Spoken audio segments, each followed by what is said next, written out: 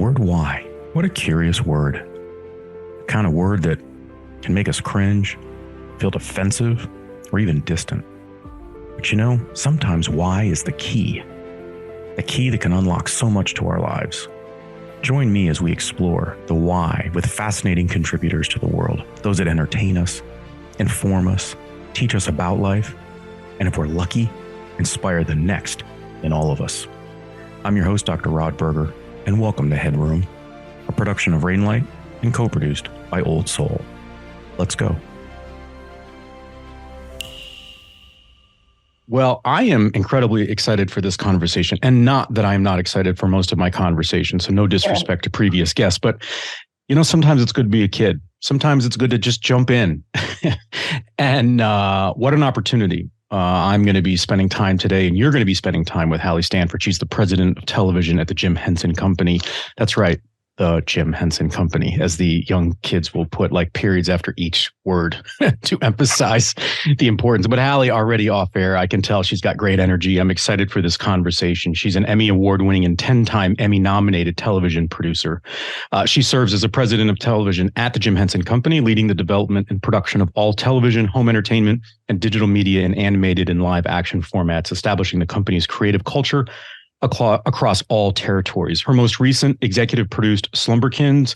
She's been a part of Fraggle Rock, Back to the Rock. Boy, does that brings back memories for me here as a guy in his mid-40s. Harriet the Spy in the short form series Fraggle Rock, Rock On for Apple TV Plus.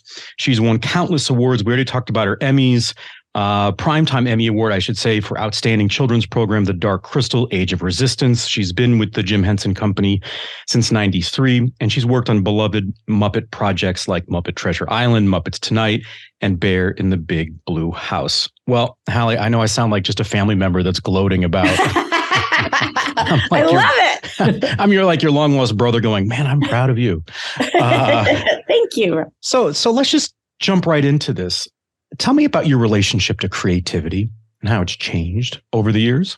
Oh, wow. I love that question. Well, my relationship to creativity, and I guess I'll talk about being at Henson, right? Like, because I could talk about it from age 5 on.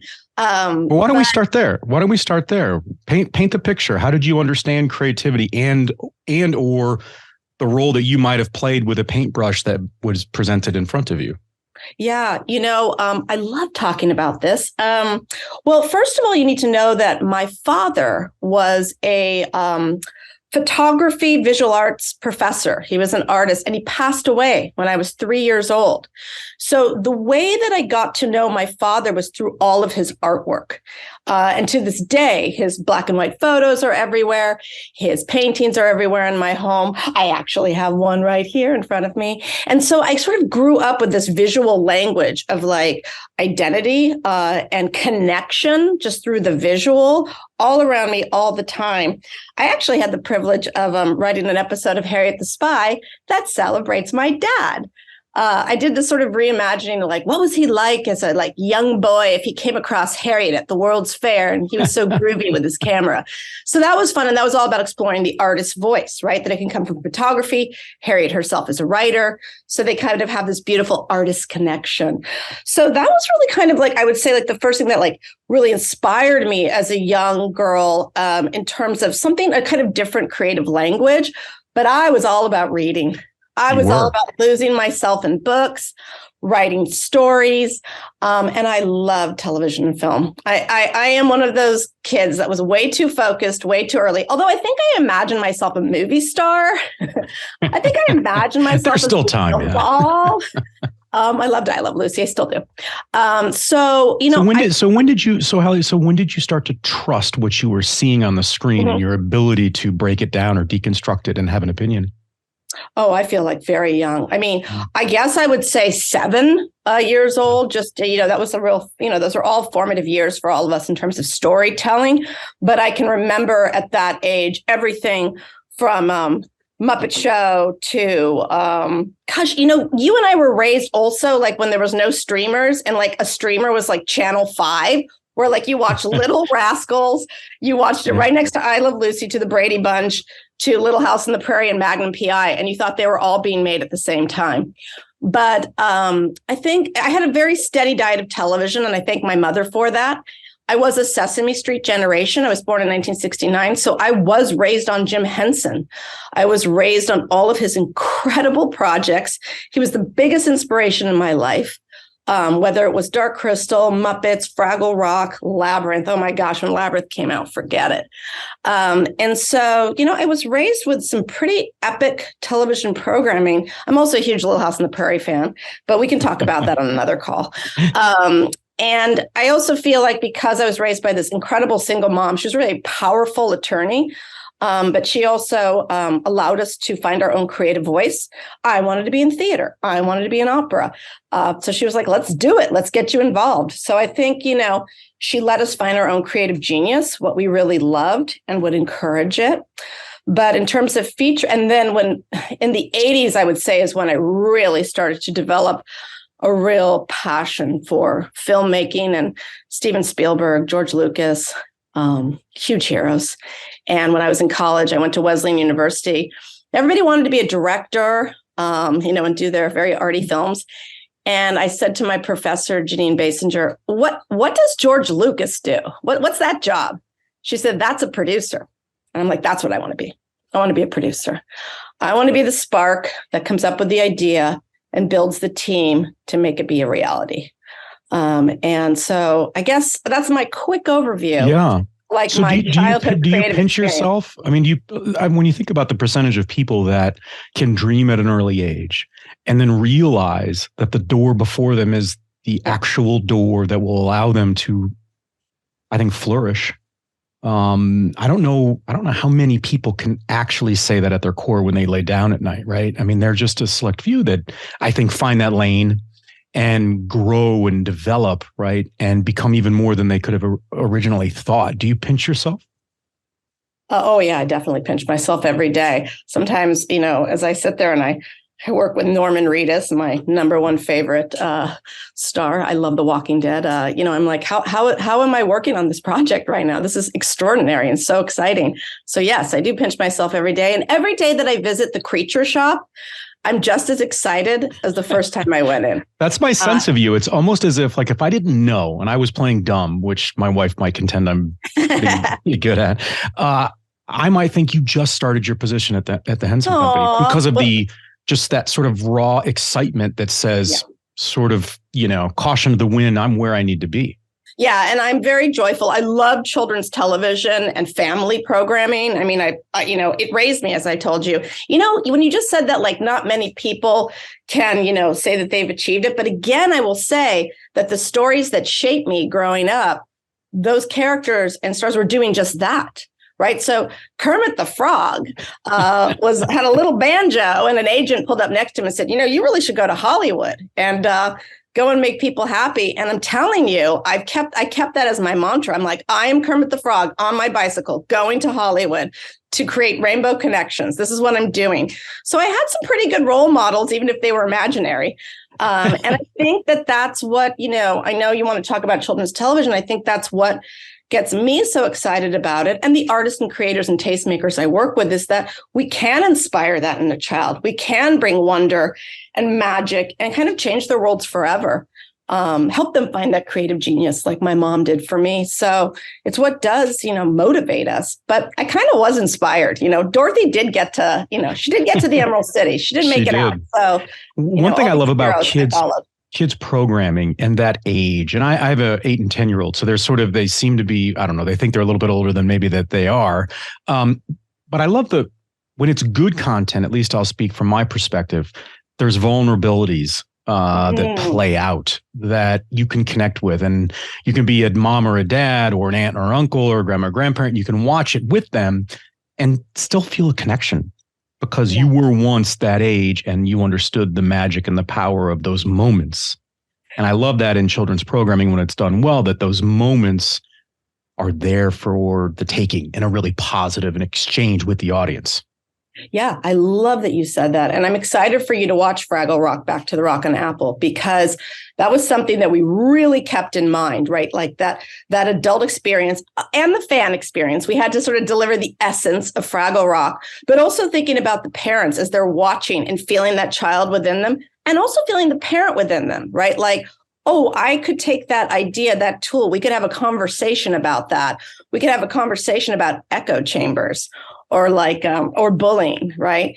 And so we kind of try to deliver it up in both ways. And yeah, it does take a little vulnerability, takes pushing, and sometimes a little darkness, right? A little sadness, but that I think that kids want to see that triumph and that resilience of spirit. So yeah, Fraggle was the most recent show that really we got deep in those types of topics, and I think it was very successful. Do you think that we're putting too much on children's programming when we talk about responsibility, when we talk about what we should or shouldn't be presenting or teaching? It feels a little bit like it runs parallel to kind of what we're putting on education and saying, well, maybe you should or you shouldn't teach these different principles about growing up, and or that, well, you should be doing it for us, right? And so there are a lot, and it's not about a political conversation. It's just how that can impact the creative process in a world that is hyper polarizing and trying to understand what kids know, what they understand, what they're exposed to, especially in a world where they've got screens at their disposal and they're digital natives. How has the advent of technology in ways that you and I could never have imagined when we were growing up with the 4 or 5 channels, to your point, how does that impact the creative process? And at what point do you kind of say, look, we can't be everything to everybody? Yeah, you can't be everything to everybody. I approach it personally and creatively from a place of, what do kids need right now? What will they need 3 years from now? I always have to have out my fortune, my little fortune teller's ball, like what crystal ball, like what is coming up, and what do they need? And sometimes I have to be honest, I'll present shows to networks and we're probably 2 steps ahead of them and what they're thinking about. And so I remember we took out a show called Dot, which ended up being on Sprout and Hulu and the CBC. And she was a digital citizen, right? She was a little preschooler. It was based on Randy Zuckerberg's book. She was holding an iPad. She was like using technology as a means to celebrate her world. It was all very positive. When I took that project out, oh my goodness, I had so much network pushback. They were like, we can't have preschoolers having iPads. And I was like, but they're going to. So don't we want to bring them into this digital citizenship, teach them responsibility and ways to have meaningful experiences? I'll never forget it. They were like, no, we can't do that. And I thought, well, and now, of course, if you see all the shows they're on, like all the kids have tablets and things in their shows. But at that time, they didn't. And so I think that that's where we approach it from at Henson, where I approach it from what do kids need? Where's the curriculum evolving? Yeah. We work with a lot of creators. Right now, my whole forward thinking has to do with, creating green activists, planet Earth adventures, planet Earth issues, but make it feel hopeful and actionable for kids. But in terms of like what you're saying about the networks, like kind of maybe like you can't be all things to all people. It's true. At Henson, we will push back on hard curriculum and things that we feel like kids are smart enough to know. Kids are smart. They're so smart. And parents want their kids to thrive intellectually and academically. So perhaps the fear that we're pushing up against just usually is just a lack of knowledge of that age group or a certain kind of brand that they want to maintain. So I actually remember getting a little pushback, like, I don't think kids can, take in the word, inertia. And I was like, I think they can. Or I don't know if these big dinosaur names. I'm like, let's see about that. And then we did the song Dinosaurs A through Z for Dinosaur Train. And those kids can remember every single dinosaur name that we throw at them. So I guess it's just like this lovely push and pull. But I think that Jim Henson said it best. If you're going to put television in front of a young child, like a preschooler, better be great, better have something to say. And I would also say we try to also make sure it's gorgeous, right? I think kids deserve the same level of picture book beauty that they get in books. on television for that age group too. So that's a big mandate over here and for me. Headroom is produced by Old Soul, a one-stop marketing agency that understands the power of brand and nuance. Reach out to my guy Matt at Old Soul and supercharge your brand and content strategy. That's Old Soul. Shoot Matt a note at aoldsoul.com. That's AOLDSOUL.com. And now, back to our guest. How has the relationship with creators changed for you, Halle? When we think about now, it's like I have family members that are in the arts, and and I think about sort of the classic creative, but I also think about that class of creative in 2023, where there has to be some level of awareness that is sort of baked in potentially to the way in which we might think about character construction, the arc of a story, diversity and inclusion, representation. How has that changed your relationship, sort of as the sports analogy, but like the coach on the field, or, to not only support, inform, and inspire? Yeah, I would say that, always artists first, dreamers first. So, the job here is always to like nurture the talent. I think one of the things that I've really seen evolve over the years, and I encourage, is not to niche creators into one lane. I am a creator myself, but when I look back on my career, I could also see I was just the producer, and then right over here were the writers, and right over here were the directors. And now there's a lot of encouragement to say, okay, you're a writer and you want to direct? Great. Let's start doing that. Let's start. John Tartaglia at our company. He was a puppeteer and show creator. We're like, let's get you in a writer's room. Let's get you writing. Let's get you directing, right? Let's build up the creators and sort of make them feel like they're part of creating the whole process if they want to. We're not forcing anybody to be a director. I don't want to be a director, but I certainly want to be a writer. So encouraging more of that in myself. So it's kind of expanded in that way. And I love it because I don't think that you need to be pigeonholed into one job. That could even be in post. Wow, I would love to see some writers really get to understand editing and post-production. So anyway, that's what's evolved, and I'm loving it. In terms of diversity, it's incredible. But, I'd say at Henson, always have been a part of underrepresented voices, diverse voices, but we had to do better, right? Even Henson had to do better. So we have. I feel very proud of helping to build, the female showrunners and female puppeteers at Henson. But we were like, hey, we got to do better. We got to build more diversity, more voices. And so we have behind the camera and in front of the camera. So just, that's been something as well that the networks, thank goodness, have caught up with and are supporting. Because before, particularly in the 90s, early 2000s, showrunners wanted to work with who they wanted to work with. And they wanted to work with what felt safe and familiar. And I really love this stepping out of the box, thinking and reaching out and mentoring and taking chances.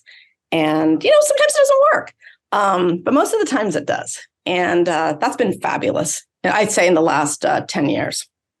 Let's pivot. I spoke with the creators and the founders of Slumberkins, Halle and Kelly, and they shared a story that I just thought was so representative of, the entrepreneurial spirit.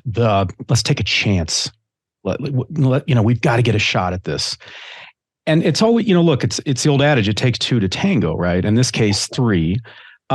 Take me back to the dinner that you had. Because, and maybe not even just the dinner, but the conversations you had on the exhibit hall floor with them, where for them, this explosion of excitement when you in your position basically offered to have dinner with them and learn more about sort of what they were up to. Because I think that those kinds of moments, we run over them. But those are the kinds of moments I think that inspire that young child that is watching a Fraggle Rock that says, I want to be a creator. And they start to say, you know what, there are multiple paths to this. To your point, you can be a writer, you can be a puppeteer, you can do all these different things, and you can all be a part of the same community. So kind of tell me about those initial moments with those two and what it was about them that you just said, I got to take a flyer on this. Yeah. Well, first of all, Kelly and Kaylee's energy and creativity is infectious. So meeting them initially was a no-brainer of instant creative crush, right? Instant pals. I love that. So that happened. The sparks happened right when we met at this dinner. But, before that, I talked to you about that crystal ball. I had really been looking for a franchise or an idea or property that would really help kind of tackle this problem that I saw, that anxiety levels were rising with children younger than I'd ever seen. And it was alarming to me. This was pre-pandemic. And having been an anxious child myself, I loved Grover because Grover had a little bit of anxiety. He was my hero. Just looking for that idea or property to inspire. I knew that nobody was asking for it. There was no network saying, hey, it'd be great. Could you do a show on anxiety and grief and really hard topics? No, nobody was saying that. But, oh my gosh, then I met Kelly and Kaylee, and they shared with me, and this was a wonderful convention too, right? This Alt Summit, it was all these female entrepreneurs. And I particularly loved it because there was a lot of really superstar moms. I love the mom community. I'm always there for them. Mom 2.0, woo! Like, I love them. So they were actually introduced to me by some other moms who I had met there who said, hey, you should go meet Halle. So it was very, very lovely. And when they showed me Slumberkins, I couldn't believe it, that they were actually tackling those topics and those difficult issues in a way I'd never seen. It had to do with like the child themselves, figuring out how to overcome these challenges coming their way and find wholeness. Not that they didn't have input from parents and teachers and kids, but it was all about here. And I thought that was beautiful. But I just love the design style. I love their approach. I love their meaningful community that they had created, and an engaged community, which I thought was gorgeous. And most importantly, I felt that the property itself lended itself to puppetry. So here they had these therapy toys. They were beautifully designed. They were not puppet friendly yet, believe me, but I knew they could be. And I also know that the best medium to create engagement and intimacy is the medium of puppetry. So it just was like this perfect property. And they trusted me. I was excited about them. And we took little baby steps, but I brought on the A-team and I kept saying to them, what's your favorite show on TV? And they were like, we love Word Party, which we made. I'm like, let's get the showrunner, Alex Rockwell. What's your favorite soundscape? Ingrid Michaelson. Let's go get her. I can't believe we got her, by the way. But the show has magic, Slumberkins. So I feel like it brings in magical people. But that's what we did. We built the A-team, and then we developed this property. We also wanted to push the medium of that. Henson's always trying to push innovation visually. So we were like, wow, what if we took this beautiful the kind of background that they've alluded to in their books and really blow it out into a 2D world? So we did some tests. We did tests on the puppets themselves to enhance eye animation. You'll see little tears coming down from the characters, and we just played with it before we took it out to the networks. And not every network, responded, right? That's what happens. But Apple. So take me inside that meeting with Apple. What was it about that pitch? What do you think it was that caught their attention? Oh, I think that Tara Sorensen's a visionary. I think she saw the beauty in this project, what it could do for kids. Apple TV Plus, but Tara Sorensen herself is a real formidable tastemaker. And I think she saw that this could have a real deep impact in the lives of children and families. And it was a subject that it was clear needed handling. We presented research, right? We presented the research, we presented the facts, the data. And I think she was blown away. And I think she just loved Kelly and Kaylee, loved Alex Rockwell, loved Henson. It was just like this beautiful project. But I think that also that it came from books and therapy toys too. I think she liked the book element of it. So that it helped to kind of feel like it was a pre-established IP, even though it was just these very short picture books that we had made into this big world. But I think she liked that a lot too. And there's nothing like, having these entrepreneurial moms who had backgrounds in teaching. Yeah, the story is great. Family therapy, who just put all their hearts and souls into it. So, that so many reasons I couldn't say. You'll have to ask her, but I think it's all those things. So tell me, you've been referencing tastemakers. Yeah. So clarify for the audience what you mean, because you say it with fantastic conviction, and it feels like it's something that is really near and dear to you, is to surround yourself with tastemakers.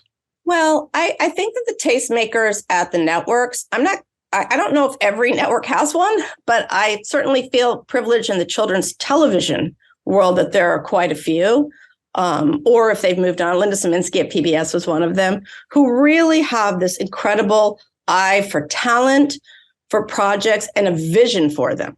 So right now, it's very competitive in the market. It's very competitive. I'm competing against animation companies that can come in with a whole pilot already made, And so if you come in with an impression of a show and an executive can look at it and say, oh, I can see that. I don't need everything in front of me. I don't need 10 scripts.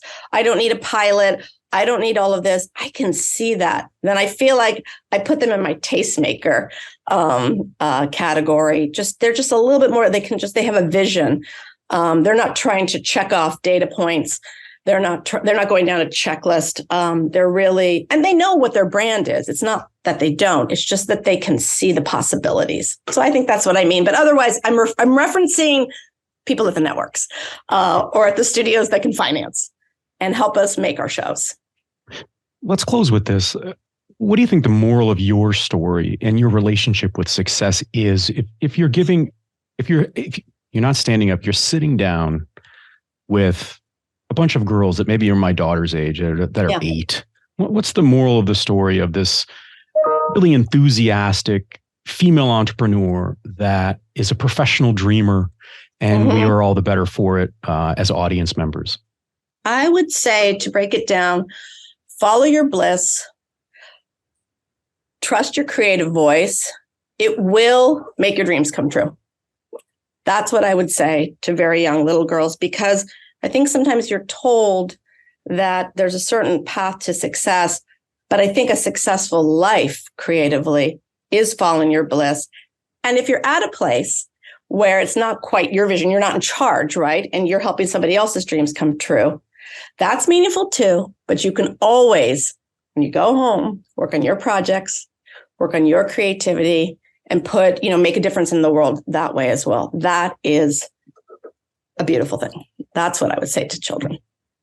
I wish people could see your face just as you were saying that, because you can just tell that it means something to you. This is not a part of some marketing slick or just sort of a political speak at all. This really means something to you. This is a 3-year-old that sadly lost her father, but is with him, it seems like, on a moment by moment basis in such a beautifully creative way. What a pleasure to spend some time with you, Halle Stanford. We want to thank Halle. She's the president of television at the Jim Henson Company. And if you've learned anything, dream big. The world is your oyster, and go check out the Jim Henson Company, all the wonderful things that they're doing, to include Slumberkins. I'm your host, Dr. Rod Berger.